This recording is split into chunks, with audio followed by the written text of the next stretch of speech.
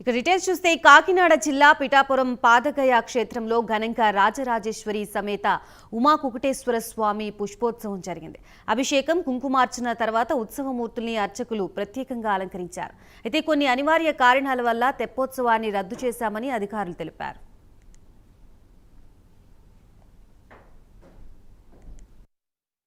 శ్రీ మహాగణాధిపతి నా పేరు కాశీ విశ్వనాథ శర్మ అర్చకుని. మహాశివరాత్రి నాడు 18వ తారీఖున స్వామివారికి శివపార్వతుల యొక్క కళ్యాణం జరిగింది. ఆ రోజునే స్వామివారికి మధ్యాహ్నం పెళ్లికుమార్తె పెళ్ళికోవడం చేయటము, ఎదురు సన్నాహం కొరకు మన చిన్న బజార్లో ఉన్నటువంటి వాసవి కన్యా సత్రం దగ్గర ఎదురు సన్నాహం అంటే పెళ్లి మాటలు జరుగుతాయి. ఆ రోజు కార్యక్రమం సాయంత్రం వచ్చిన తర్వాత 7:30 ప్రాంతానికి స్వామివారికి శివపార్వతుల కళ్యాణం జరిగింది. అది 18వ తారీఖు. 19వ తారీఖున ఏమిటంటే స్వామివారికి స్వామి లక్షపత్రి పూజ జరిగింది. 20వ తారీఖున మహాశివరాత్రి. ఆ వేళ స్వామివారి అశేషమైనటువంటి అలంకారం చేసి పెట్టాము. లింగోత్తుకాలాభిషేకం అర్ధరాత్రి 12 గంటలకి లింగోత్తుకాలాభిషేకం జరిగింది.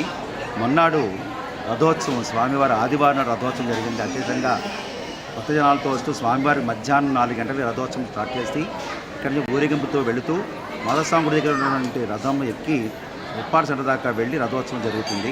అయిన తర్వాత స్వామివారికి వచ్చేటప్పటికి 2:30 ప్రాంతం అయిన తర్వాత స్వామివారి రాపలు పెట్టి అలంకారం చేసి స్వామివారికి పళ్ళని సేవ చేసి హారతి ఇచ్చి తలుపులు వేసేస్తాము.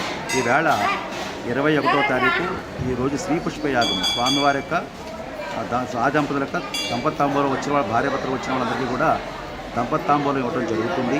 ఇక్కడ విశేషంగా ఊళ్ళో జనమంతా ఊరి జనమే కాకుండా పక్కన జనం కూడా విశేషంగా వస్తారు.